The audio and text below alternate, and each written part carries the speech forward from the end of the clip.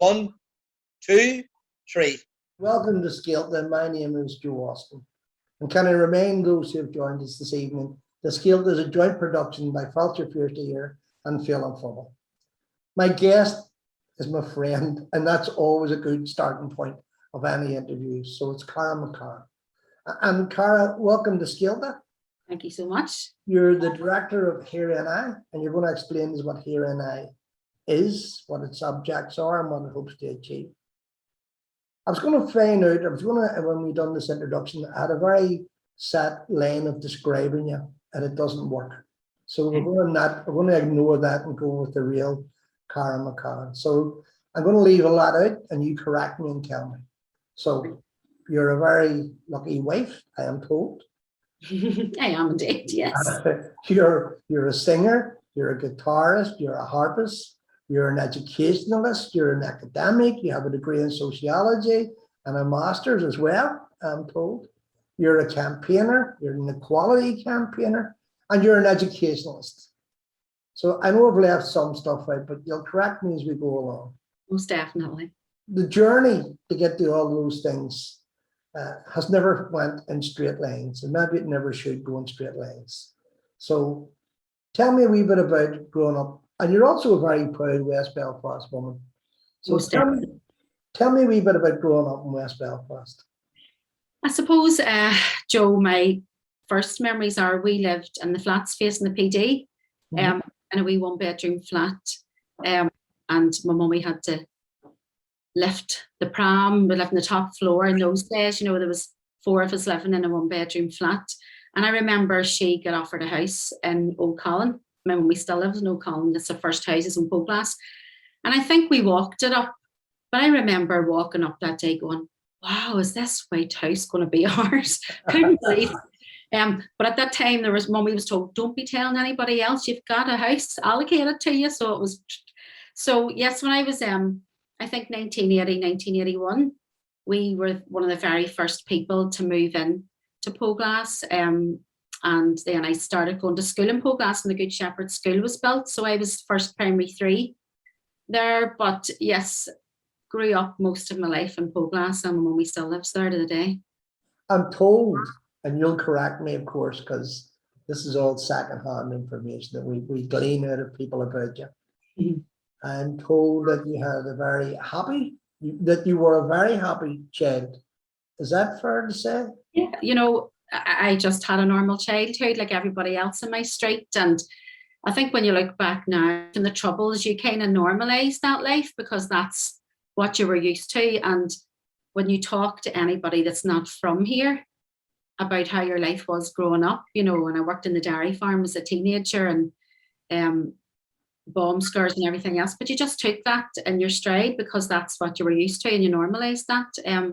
I suppose another big impact on my life when I was growing up, when I was 10, I joined the Church Nativity, the folk group, and that's, I suppose, where the music was just totally came alive for me. And I've been involved in church music, I suppose, ever since that. Probably only 2 years, you know, I was 10 when I joined it, and it was only several years ago, Joe, but I'm still involved to this day. You're more than involved. Again, I have been told that if you hadn't entered the world of academia, that you could have made a success as a musician. You're a very accomplished guitarist and a harpist. Yeah, I took a midlife crisis a couple of years ago and said I'd love to try the harp. So got a harp and got my lessons and tried that. But I must admit, the music is one of the loves of my life. I adore music, and you can reach out to so many people through music, and it's still a real fundamental part of my everyday life, to be honest with you. That phrase that you just used there, can reach out to so many people, is something that we're going to return to again and again and again in this interview. Because again, when we were researching you for this conversation, that word kept coming up, and I don't know whether it's just one of those freakish flukes, but when we were asking, you know, what is she like to work with? What is she like to grow up with? People kept coming back that she's always reaching out. She's always reaching to other people. And I want to return to that, and I want to get back to that. I mentioned academia, and I mentioned that you have a master's and you have a degree in sociology. And the Footprints organization in that area you grew up in played a big part in your life and shaping your life. So before we get to Footprints, were you growing up in secondary school or growing up and going through secondary school? Did you know, or were you always destined to go into further and higher education? Or did you go through that period, that rebellious period?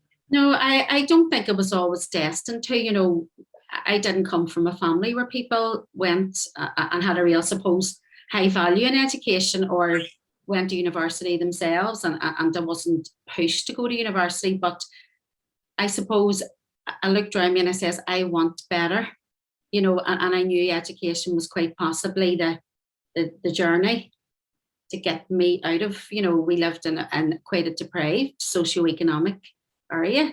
Yeah. And I always knew, well, how do I kind of do better for myself? You know, and then I became a very young mummy. I was in lower sixth, done okay in my GCSEs and went on to do A levels, and lower sixth, I was having Ryan. So obviously then when you're at school, my goodness, you had to leave school. There was very little support, just get out and that's you. I want to talk about Ryan too, but as you say, a socially economic difficult area, an area that probably, like most working class areas, that you say, if you become pregnant, that's your life over almost. And was it like that for you? You know, you became pregnant at a very early age. Was there any thoughts going through your head? My life's over, my education's over, this is what I'm destined to be, locked in an upstairs flat. Do you know what? I had great family support throughout. Tell me about it. Tell me about your mother's support. If it wasn't for my mummy and my sister, I wouldn't have been able to progress in education, because obviously you need somebody to look after your baby, you know. But I knew very quickly after having Ryan, I need to get back to school. I need to, not necessarily for myself, but I wanted to make sure that I could provide for him. You know, I was a single parent. So I contacted Footprints and went and done an access course for 2 years. Just explain so that listeners will understand, what is Footprints? Footprints is a women's centre in Colin and Poglass. They do amazing work. They've been in Poglass many, many years. And it was a wee tiny building. I think it was an old doctor's surgery then. And you know what? They were a lifeline for many people, and they still are now. And they've grown to a much bigger organisation. And I was actually on the board for a couple of years. And Footprints, just to give something back. But yeah, they welcomed me with open arms. It was an access course. So really what that was if I do the 2 years in that'll get me into university. But I remember, you know, I lived at Twinbrook in a wee flat at the time with my son. So my mummy used to mind him in the house. And I used to come down 6 or 7 o'clock in the evening, bucketing out of the heavens, lifted him, and had to get a black taxi home. And I was like, people will be thinking, is she actually mad? You know, in them days, you didn't have cars, or, you know, you used public transport. So I remember progressing through Footprints, and I suppose that gave me an awakening around feminism, what issues were for women. And I remember in the May, I got my results. But I think if it's a thing, maybe if you grow up in a working class area, well, nobody's really pushing you to go to university. Most definitely imposter syndrome, or I didn't apply because I didn't think I would have got the marks to get in. And I remember my teacher going, look at the marks you've, get up to Queens right now. And I actually got my results and run up to Queens that day and put a late application in and got in. But there was still that, maybe they made a mistake. Maybe I shouldn't be here. I remember my first day at Queens, and my mummy, again, if it wasn't for her and my sister, keeping Ryan for me to go to Queens, but still very much can't actually believe I'm here. And I loved every single bit of it. You know, didn't have the normal student life, going to the bars. I was there for my lectures and straight home because you had a child to look after. And Ryan even says to me this day, Mummy, I remember you sitting, we lived in a wee house in Woodside in Poglass at the time, at 3 and 4 o'clock in the morning doing your essays, because that's the quietest time when you have a child. But I actually graduated from there and then went on to do a PhD. And my daddy died very suddenly at the first couple of months. So that wasn't the right time to progress with that. Following year, I went back and done a master's degree in women and gender studies. And then I actually taught in Queens at the same time, but still just couldn't believe, still waiting on the tap on the shoulder. Oh, we've marked your results wrong, but loved every bit of it. Loved it. Cara, I'd like to ask you just about that concept, that I'm an imposter here and everybody else is here because they're worthy of it. Yeah. And for people that know you, and I mentioned the fact that you're multi-talented. Oh, thank you. Well, you are multi-talented and you're also very loyal to people. And you're also someone who has that sense of, you can get it into your head. Is that imposter syndrome, as you describe it, is it more prevalent in women than it is in men? Is it more prevalent in women who don't go through the normal or take the normal student route? Was it just you? I think it's a bit of everything. I think coming from the area that we come from, where maybe, at that time there was a conflict, a very serious conflict going on. And was there that much emphasis put on education at that time? Because with bigger things to worry about, was it a touch of that for men and for women? Or women were constantly trying to climb up that ladder, and there's obstacles when we look up the glass ceiling of how am I going to reach that? So I think it's a mixture of both, Joe, to be honest with you. I said you're a campaigner and you're involved in all of the above. And I want to talk a wee bit about the Love Equality campaign. But before you go to that, and you couldn't underestimate the importance of that campaign around equality, because equality or inequality for some is inequality for us all. But and I know your life is more than the sum total of your sexuality. I know that, but to get to that stage, and I want to talk about the lovely Amanda, so I have to get to this stage. And you have to go the whole way to Balacky to find a wife. She came to Belfast to look a wife. Oh, here. Well, I'm not sure who she is to, but we can let a wee couple of secrets out. But anyway, tell me this. Were you at university? Was this your sexuality clear to you? Were you in that kind of haze, that fuzz of?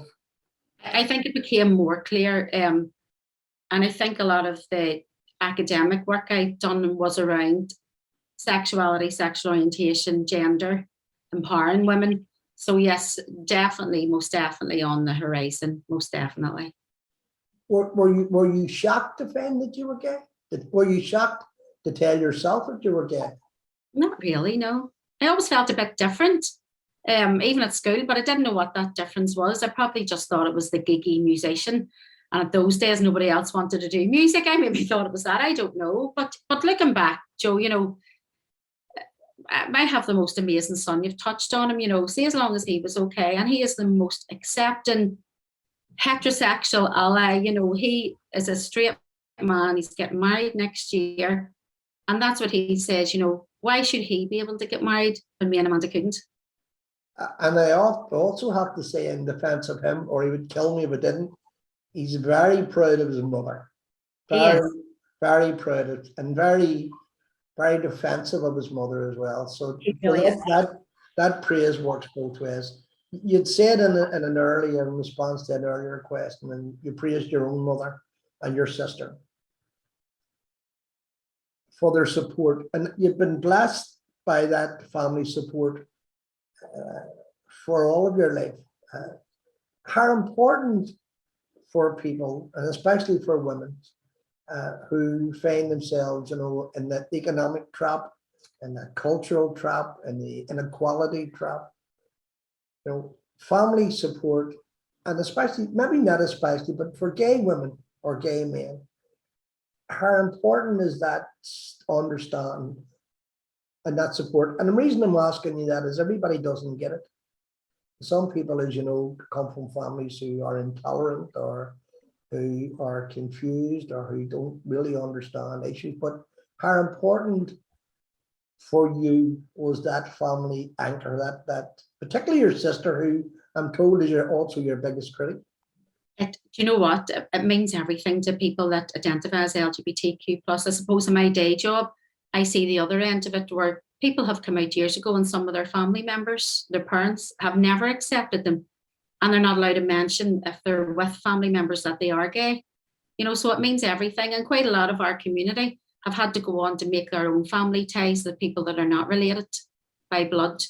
And even sometimes family isn't just blood. It's family you choose. Oh yeah. Oh no, I absolutely agree on that. Yeah. And I can only imagine how difficult it must be as a teenager, particularly as a teenager, when the world's a confusing place and your head's confused, and your family, the very source of your support, doesn't get it. It must be heartbreaking.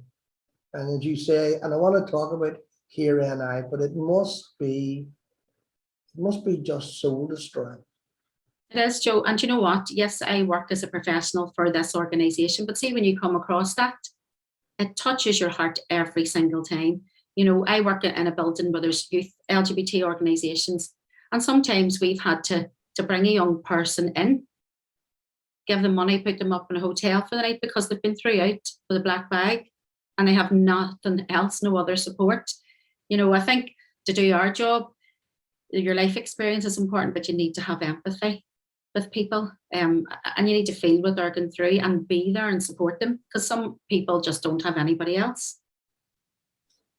Tell me, I'm moving you along kind of, we've been unfairly, but I'm trying to get a full sense of full flavor. So you came out, was it as bad or good as you thought? It wasn't great at the time. It wasn't great at the time, but to be honest with you, and I say that to families I'm working with now, for some people and for some family members, it is a shock. But you know what? Give people time. And a lot of it is ignorance, Joe, where people don't know how should I respond to this? What will the neighbours say, And I think as time goes on, it gets a lot better, Amanda's mummy and daddy, they come from a wee tiny country place, and it's not easy. I think it's much more difficult for LGBT people in rural areas. Like both of them were at our wedding. My mummy was at our wedding, you wouldn't have thought that years ago, but time moves on. People move on, communities move on, attitudes shift. And that's what you aim for the change in attitudes and societal attitudes, where people can live and be who they are. I want to come back to your wedding, because I think the wedding, there's a wonderful quote, and I don't know whether it was on the day of your wedding, and you said, we don't grow up talking about a civil partnership. Nobody grows up saying, I can't wait for my civil partnership.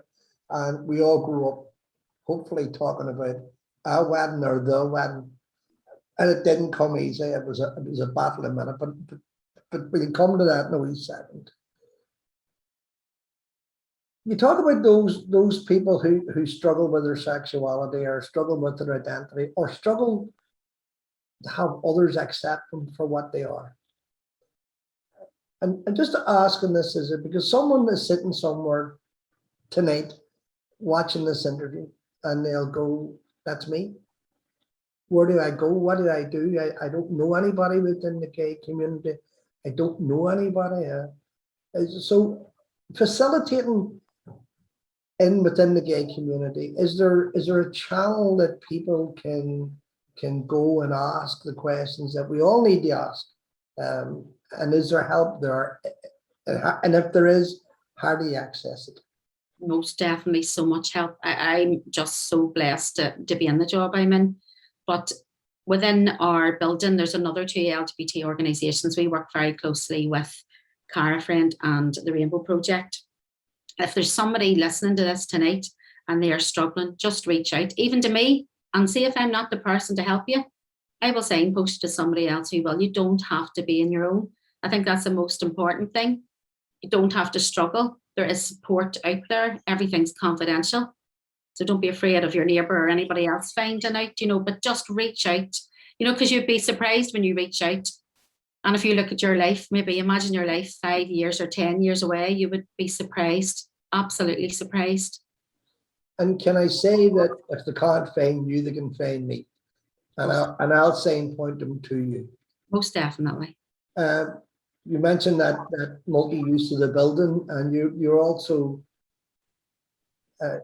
the project you're involved now has recently changed names, or quite recently changed names into where you are. Yeah, quite a few years ago. Well, I'm in my job 10 years now.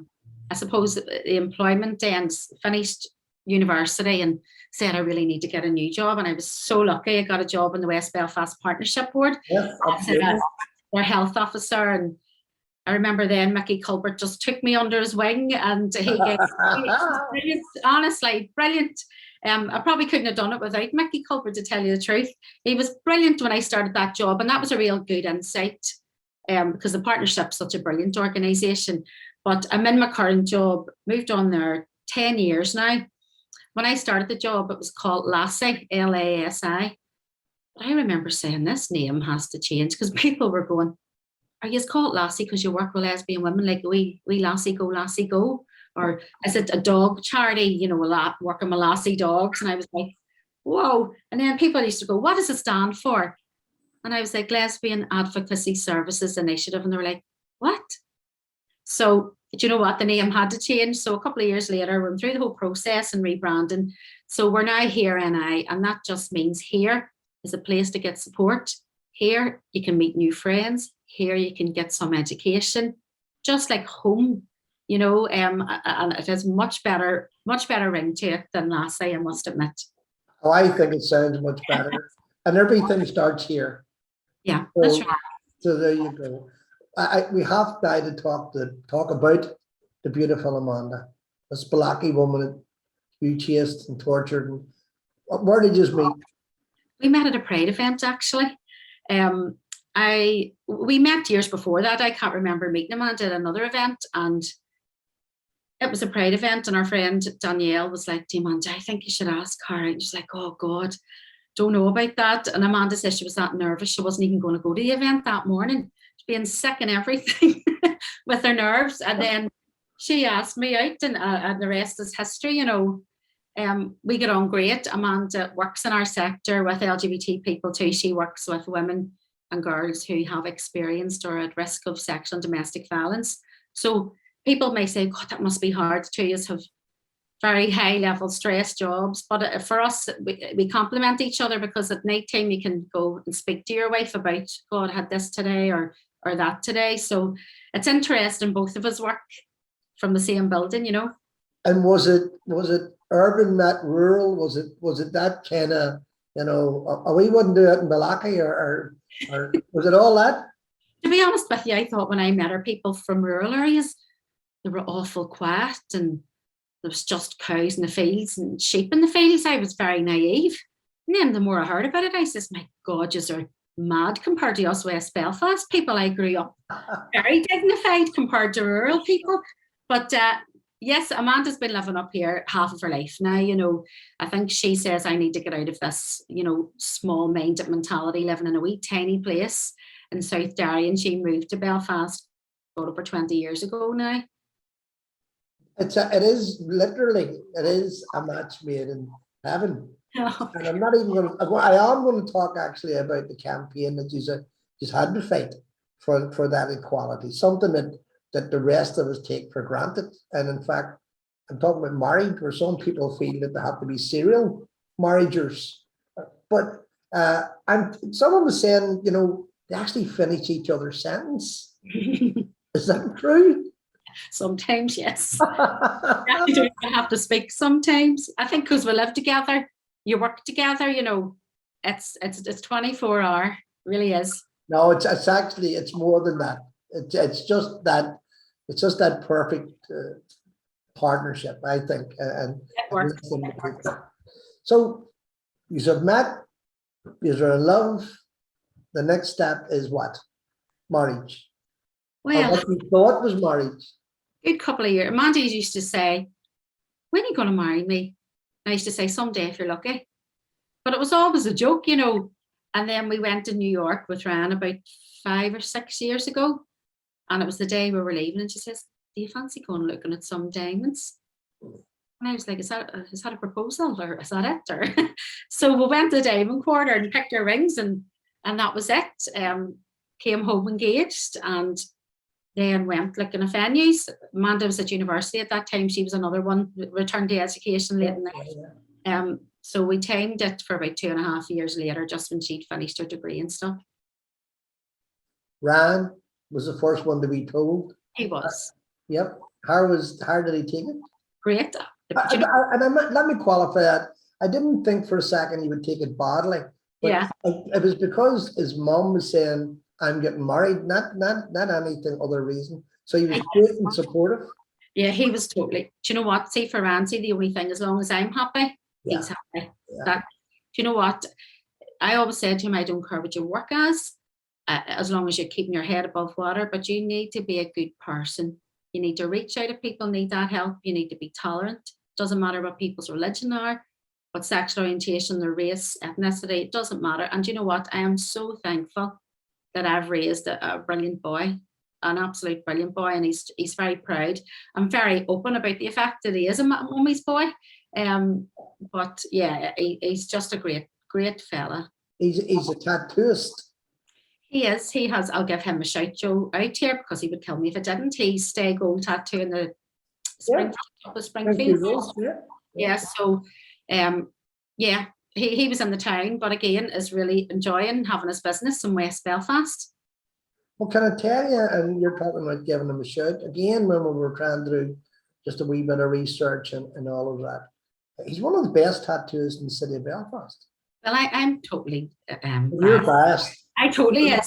No, I'm talking about other people in trade and other people who had worked with him. As an artist, he's very, very highly rated as an artist. And, you know, he chooses to be in the Springfield Road. I mean, certainly his talent would take him wherever he wanted to go.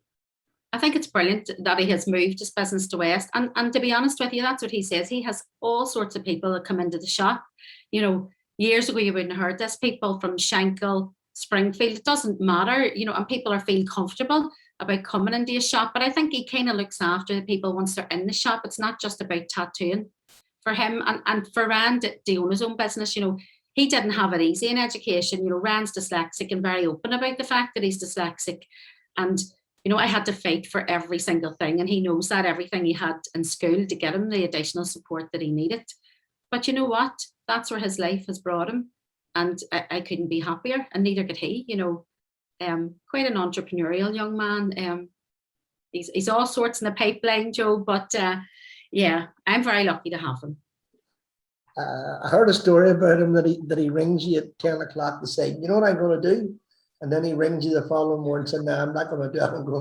I'm going to do something else. You know what? That's one thing about me and him. There is never a day goes past where we don't hear from each other. That's what it's all about. Every single day, sometimes 4 and 5 times a day. But yeah, he's great. Very proud of him. You mentioned that you shared the building that you're in, Pride are also in it, and we haven't had a parade, a proper parade in Belfast. I know there have been parades, one in Coal Island, I think, quite recently. It was a Coal Island, some sort of. Oma was there. So her central is Pride to the gay community, to say we're here. You know, we're not here to apologize. We're here because we're here. And is there any sense? I know that we're all restricted by COVID, but is there behind the scenes? Were you acting director of Pride at one stage? Or? No, just the interim vice chair. That's an even fancier title. But is there plans afoot to have a proper Pride? Yes, there is, Joe. You know, it was a decision that Pride didn't take lightly, not to have a physical parade, but I think it was most definitely the right decision to do, because, you know, at that time, now I feel it's very difficult, because Pride would bring sometimes up to 50,000 people. Yeah. Centre the town, and I think it was a very smart move. And we had loads of events online. But Pride is so important. Now, they're not in the same building as us, they're around the corner, but you know, Pride's not just for LGBT people. And that's what I say. That's getting our message. It's out there. It's getting us more visible.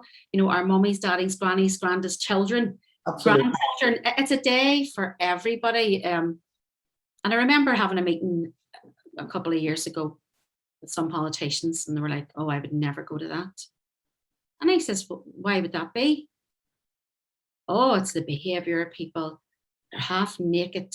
Oh, I seen this from my own eyes." And I says, "Well, when was this? Did you sing this?" "Oh, that was 20 years ago."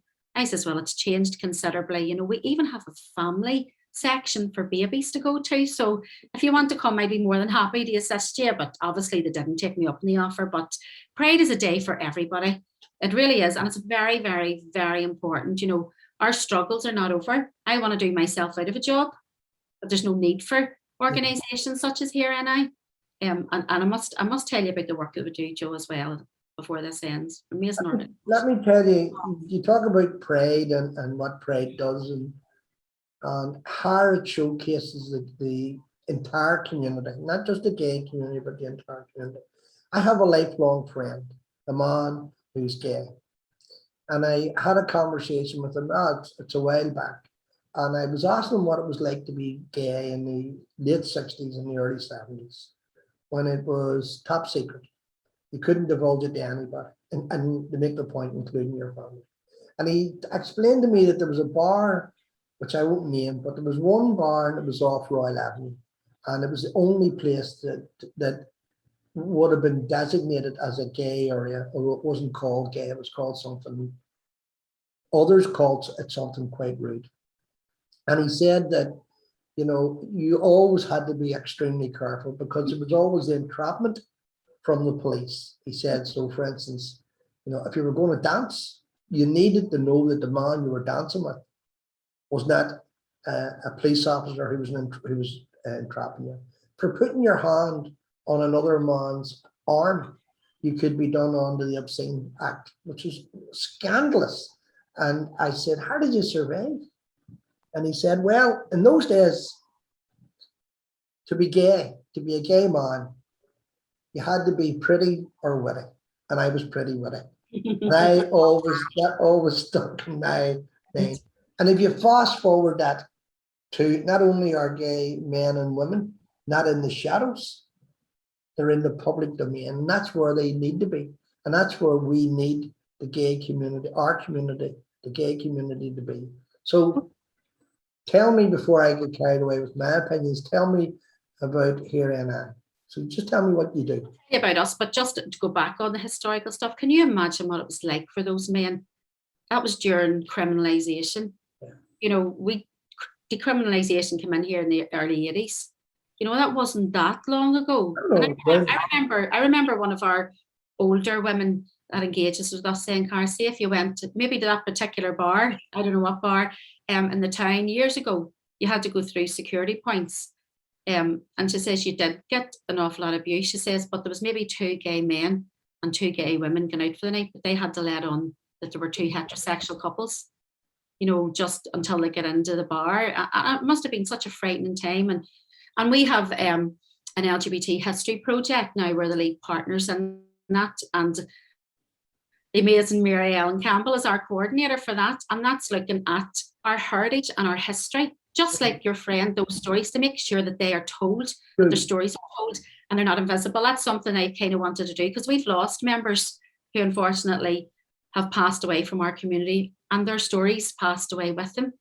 So we are capturing our history now, and Mary Ellen's doing a great, fantastic job of that. But in regards to Here NI. Yes, tell me about Here NI. You know, and of course I'm totally biased again, but it is a wonderful organisation to work for. We're an organisation that was founded shortly after the Good Friday Agreement.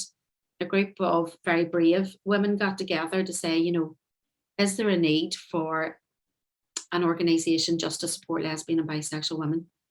So they got a wee tiny pot of money and done a feasibility study, and the findings were, of course, there's a need for a women's only space. And those brave women, you know, I look back at the origins maybe 15 years ago. The person doing my job had a PO box number if you wanted to contact her. You know, that's not that long ago. Yeah. And those women, and Rita Wilde had done the job before me, were just so brave because it wasn't easy then, and there was very little visibility. But fast forward, I'm a job 10 years now. We're an organisation that supports lesbian and bisexual women, regardless of the gender that they're assigned at birth, and their families. We provide sexual orientation awareness training to a range of organisations or businesses. So if there's anybody on here that wants us to deliver training to your work or your community organisation just around LGBTQ plus issues, get in touch. That's a really important piece of our work, is reaching out to people, because a lot of people, when we give the training, go, God, Cara, I've said that to somebody, but I didn't realise that was offensive, and they're dying off, And I was like, but that's just maybe because you didn't know about it. But now you know going forward. Yeah. So I think the training's really important. That's a big bit of our work. We influence policy and work with policymakers and change legislation. We have a brilliant policy officer that does that for us. A lot of our work is around family. We were funded 5 years there for a big lottery project with the Rainbow Project, and we engaged with over 100 same-sex families. And I suppose, Joe, the ethos of that was to get our children to come together so that they be really confident about who their family is, and they've other friends that come from a same-sex family just like them. But it's about visibility, and it's about our families integrating into the communities where we live. And it's about empowering the women that come in through our doors, that yes, I want them to come to our events, but I also want them to be able to go to a women's centre or their community centre in the Falls or the Scéalta or wherever they live. Yeah. So that they're empowered, they can be who they are and be confident and proud about who they are. We, especially over COVID, we've done a lot of one-to-one support through video calls like this or on the phone. A lot of women are feeling even more isolated, and social exclusion and loneliness are real issues for the women, a lot of the women that enter us. So it's about giving women those social connected opportunities to meet other women like them. It's a brilliant organisation. Again, we head up the Heritage Project. Mary Ellen's based in our organisation. We do that with the Rainbow Project and Cara Friend. And I think our sector is so small. We do quite a bit of work in collaboration with our sector partners, but they're out next month. I'm in the Frank Gillen Centre doing a wee session with our young people, and it's brilliant to be able to get into West Belfast and do your own communities to do this work and to share the information about our organisation. I'm just thinking that you were saying that, and Mary Ellen's role as a heritage officer and finding out the history of the LGBT plus community. Some people who are hero worshippers, those of us who would draw some affinity with the leadership of 1916, may well be quite surprised that many of the women who played a prominent role, not only was their identity written out of history, but also their agenda, which was women's liberation and women's emancipation, was also happened to be put out of the road. Women have been totally written out of history. They totally have. Particularly gay women. Most 100%, and that's why we're trying to fill that gap. This is a very short 2-year project, but I will be hitting the Heritage Lottery Fund for a more long-term sustainable project. This was just a small project to see, but I must admit, out of all our work, you see the attendance at those events. We have a history club every month. It's unbelievable. Sometimes you have 40, 50, 60 people, logging in, and it's brought our history to life. People are absolutely loving it. So it's definitely something that is close to our heart and we want to continue with. We've mentioned Ryan, and we've mentioned Amanda, and we've even mentioned Mary Ellen. What about this cat and dog that you have to live with? Tell me about them. I have 3 sweethearts. I have 2 wee poms, Oscar and Ruby, and they are the love of my life. And Go here. I have Miss Dora, 15 years. She's an old lady, but I was working here earlier on. This is my wee office in the house. And I had the 2 girls, Ruby and Dora. They were just cuddled up together in the bed just while I work. They're just wee dopes, absolute dopes. Love them. I was going to ask at this point, but you've answered the question for me. I want to talk about your music. So you're renowned, you're known for your music here. You do weddings and you do funerals and everything in between. Where did the love of music come from? I know that you were part of the school choir and orchestra and that, but is there music in the family? You know, I think going back, my great granny was some sort of an opera singer or something. Oh, You know, but yeah. it's funny, none of my cousins or anything. I think I was found under a cabbage or something, cabbage patch kid. You know, nobody else done music. In primary school, I was interested in it, but I must admit, my music teacher in St. Genevieve's at the time was just one of those people that just believe in you. You know, I remember her saying, no, we need to get you an audition for the School of Music, Donegal Pass. And I was like, oh, well, I don't know where that is. You know, in them days, you didn't go past Castle Street. So she brought me down and had to do the audition. And I remember my mummy saving up 5 and 10 and 20p's and 50p's in a wee bottle to pay my fees, because it was a very middle class thing then, you know, and my mummy and daddy didn't work. So she used to save up all the wee pennies to pay my fees. And you know what? It's something that I was so grateful for. You know, I've been able to earn a good living from it, but engaging with people at the most difficult times in their life and the most happiest times in their life. You know, even during COVID, I started then putting songs up for people that couldn't have a funeral. Yeah. So I was like, you can't have a funeral, but you know what? I'll sing for you on Facebook. I just love music. And you know what? If you ever get the chance to retire from my current job, I will do music full time. I just love it. And again, my music teacher, she just believed in me. At that time, nobody really done music in our school, and she seen this wee first year coming along, and I spent every minute in the music room. And you know what? She was at our wedding. I still keep in touch with her, and I've actually taught her grandchildren over the years, you know, so that relationship has not stopped from I've left school. You have a reputation of being very hard on yourself. You probably know this. Somebody that pushes themselves and pushes themselves. I'm talking about now projects and work and all of that. Are you the same with music, or is music your escape hatch? I think it's a bit of both. I think every musician has good days and bad days, to be honest with you. I lost my best friend and my singing partner 4.5 years ago nearly. And when he died very suddenly, I was like, how am I going to do this again without him? Because we were joined at the hip and music was just so easy between the two of us. And thank God I've got the strength to be able to go on. But it was very difficult after he died to actually go out and sing again. And if it wasn't for my wee niece, she was only 12 at the time. Our Hannah's just a phenomenal singer. If it wasn't for that child going out with me and supporting me to do my funerals on a Saturday again, or my weddings, I don't know if I would have been able to do it, you know. But it was difficult, and that knocks your confidence, you know, when you lose your singing partner and somebody you see most days. But yeah, I think every musician has good and bad days, and I think as a musician you are very hard on yourself. I think it's artistic temperament and all that, you know. When you're not playing music, what kind of music do you listen to? Who do you like? What style do you like? You would actually laugh if you see my playlist on Spotify, Joe. There's Irish stuff, there's religious stuff, rave stuff. I listen to everything, you know, but if I have a wee new hymn to learn, I must admit, if anybody's driving beside me, they'd probably go, that's a weird one in that car. I've been playing in the car to get it in my head, you know, so I listen to everything. Love classical music, everything, Irish traditional, you name it, love it all. How else do you relax? Do you read? Do you walk? Do you watch? Do you enjoy television?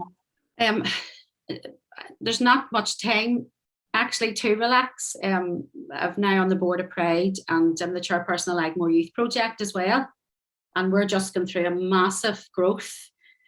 So, you know, if it's not board meetings at night time, yeah, we bring the dogs out to walk. We, before COVID, loved our holidays, really loved our holidays. Myself and Amanda have been all over the world, but it might be a wee while yet before we're on our holidays again. Do you really talk back to the TV? Is that true? When you hear something on the TV that you go, well, that's not, well, what about, do you do all that? Is that true? So there was one time in particular now, my wonderful nephew, Kevin. We know Kevin. I'm sure you do. And you know what? He's just like my other son. You know, I only have one sister, so Hannah and Kevin, they're just like my own kids. And I'm a big fan of Kevin and Hannah's as well. But he was on Stephen Noel in the top table. And I remember saying to him, Kevin, I don't care what he asked you about, but you need to bring the LGBT stuff up. Even if it doesn't come up, you need to bring it up. And fair play to him, he did. He brought it all up about marriage equality and everything. But it was our lovely TUV leader, Jim, was on with him, and he was so rude to Kevin, you know. And I remember shouting at the TV, who do you think you're talking to? That's my Kevin. Don't dare speak to him in that manner. But Kevin held his own and was very respectful. But yes, I have known, especially when Kevin's on the TV. I'm a great believer. Malcolm X said that discrimination comes from fear. Yeah. And it's fear of the unknown, or maybe on some occasions it's fear of the known. So just when you were shouting at the TV that time, I have to just break the news to you. They couldn't hear you. Yeah. Yes. Made me feel better, but in our society, there is a temptation. I want to talk about your youth work just briefly. We're almost out of time, but in terms of your youth work, there is a temptation, and it's not just within the older community, and that may be understandable, but there's a temptation of forgetting that in the communities we live in, the remarkable thing is that there are good young people, not that there's the occasional head case.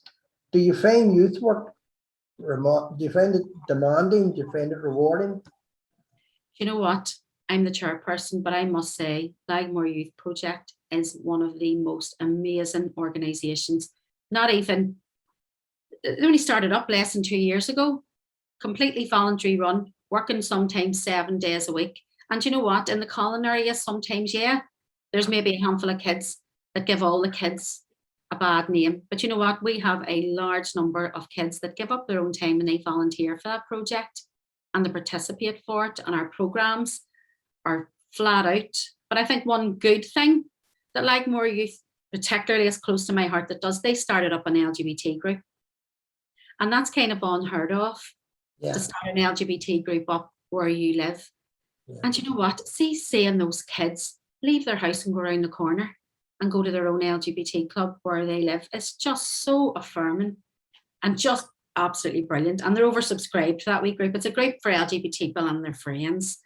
But like that would have been unheard of a couple of years ago, Joe. And it's a brave step for an organisation to do that, you know. But I think West Belfast is so supportive, even the marriage stuff, you know. I know we're nearly out of time, but even when we started on that journey for marriage equality, quite a few people were like, no, you shouldn't get married. And I think a lot of that was around misinformation around religion. We were never campaigning for religious marriage, same-sex marriage. It was always for civil marriage and educating people. And it was a journey for our community, you know, and it was us going out and meeting with our community, having conversations like this, having them around the dinner table, having them with your work colleagues. And you know what, surely our community just moved along that journey with us. I think like the last poll that was done, nearly 80% of people says, of course, there should be same-sex marriage introduced here. Absolutely, that's the case. And you just conjured up an image for me when you were talking about the youth group attached to Lagmore for the LGBT plus community. Many young people who were gay or who didn't know their sexual identity lived in their bedrooms. They were friendless.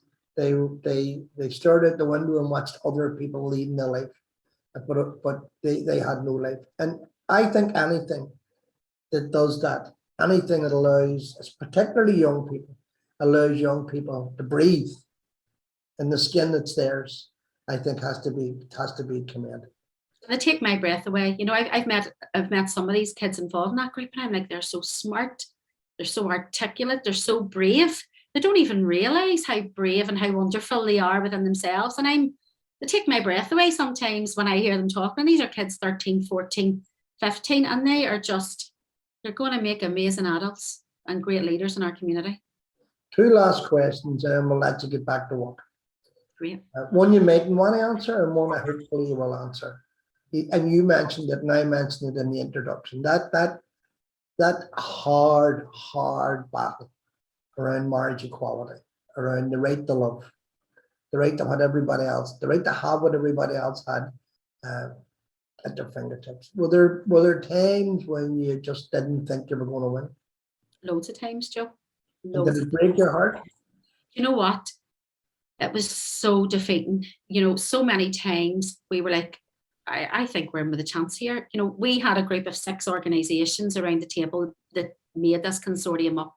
The most amazing individuals I've ever worked with. But you know what? To see every time we get knocked down, we were more resilient. And it made us more resilient and more determined to make sure that this was going to happen. And it was a difficult campaign because at the end, we didn't have a functioning executive for nearly 3 years. We had to keep a foot in Stormont and a foot in Westminster. And as a campaign group, our personal preference would be the politicians here legislate for us, because there's been very little legislation passed directly here through Stormont that impacts us, LGBT legislation. Count them on one hand. But you know what, the opportunity arose in Westminster, and I was like, you know what, we need to go for this, because why should we have to wait any longer? Because we have aging parents that may not be here in 5 years' time. And you know what, it was right, my father-in-law died very suddenly in January, but if that hadn't been through, he's seen us.